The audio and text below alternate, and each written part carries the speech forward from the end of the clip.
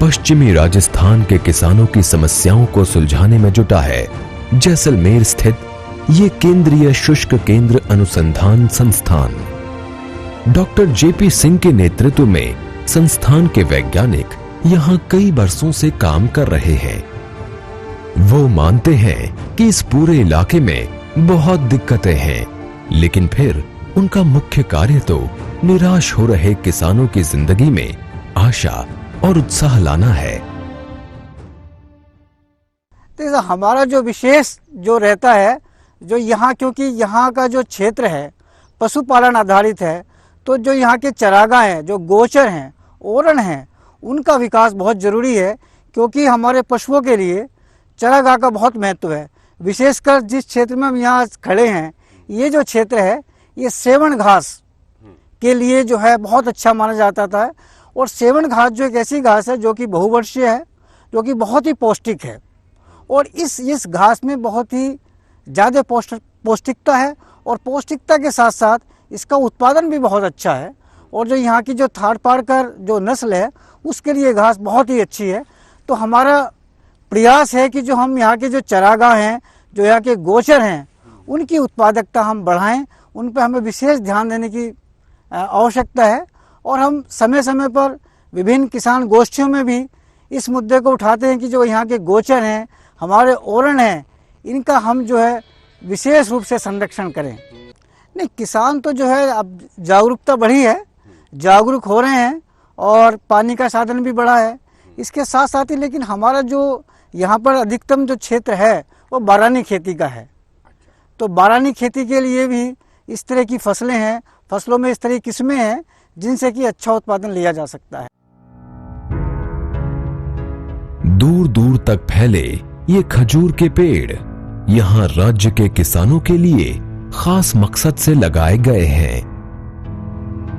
जैसलमेर और बाड़मेर की जमीन खजूर की खेती के लिए बहुत अनुकूल है। इस इलाके में औसत वर्षा 100 से 150 मिलीलीटर ही होती है।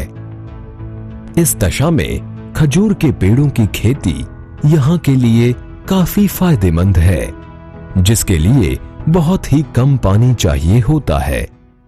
यहाँ पर सेंटर ऑफ एक्सलेंस के नाम से ये ऑफिस स्थापित किया गया है, जो इंडिया सरकार और इजराइल सरकार के कोलैबोरेशन में स्टार्ट किया गया है। ये पहले 2012 से 2015 के बीच में इसका कोलैबोरेशन था, जिसको बढ़ा करके अब मार्च 2018 तक कर दिया गया है। तो यहाँ पे खजूर की जो खेती की जा रही है, उसमें जितनी भी जो टेक्निक यूज की जा रही है, न्यू टेक्नोलॉजीज, वो सारी इजराइल गवर्नमेंट के द्वारा जो अवेलेबल करवाई जा रही है, उसको यहाँ यूज करते हुए मैक्सिमम प्रोडक्शन जो है कैसे ले सकते हैं, मिनिमम से मिनिमम इकोनॉमिक करते हुए मैक्सिमम से मैक्सिमम प्रोडक्शन लेना है।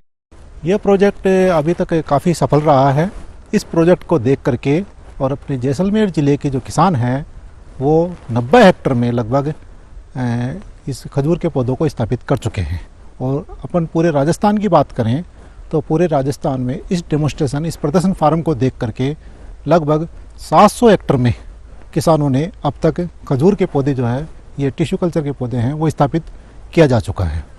ये जो पौधा है वो 4 साल के बाद में अपना फल देना प्रारंभ करता है, और इसकी आयु वैसे 100 वर्ष तक मानी जाती है, लेकिन मिनिमम 75 से 80 वर्ष तक ये जो है किसान को इकोनॉमिक के रूप में प्रोडक्शन देता रहेगा।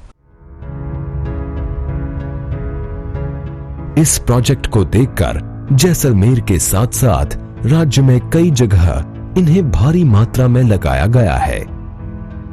खजूर के ये पौधे 4 साल में फल देने लगते हैं। इनकी आयु 100 वर्ष मानी जाती है,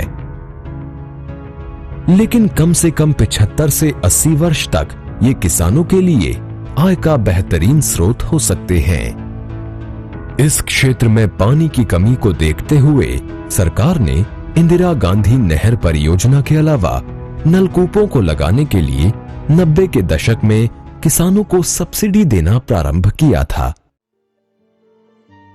इस योजना के लाभार्थियों में शामिल रहे हैं ये सफल किसान दुर्गादास। पिछले 20 साल से ये खेती कर रहे हैं। 1990 तक इन्हें खेती के बारे में कोई जानकारी नहीं थी। इनके पास जमीन तो बहुत थी, पर इन्हें ये पता नहीं था कि कौन सी खेती कब करनी चाहिए। साथ ही पानी की सुविधा भी नहीं थी। ये आज सिंचाई के लिए पूरी तरह से अपने नलकूपों पर ही निर्भर हैं। इस समय दुर्गा दास ने अपने खेतों में कपास की खेती कर रखी है।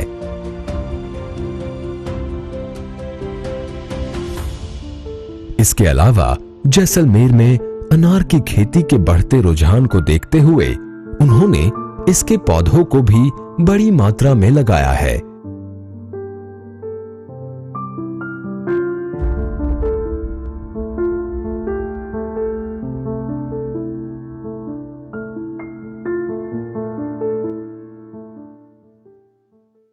सर, हमारे 1990 के बाद में जो हमारा यह नलकूप का काम शुरू हुआ, तो उससे पहले हमारे को खेती के बारे में कोई जानकारी नहीं थी।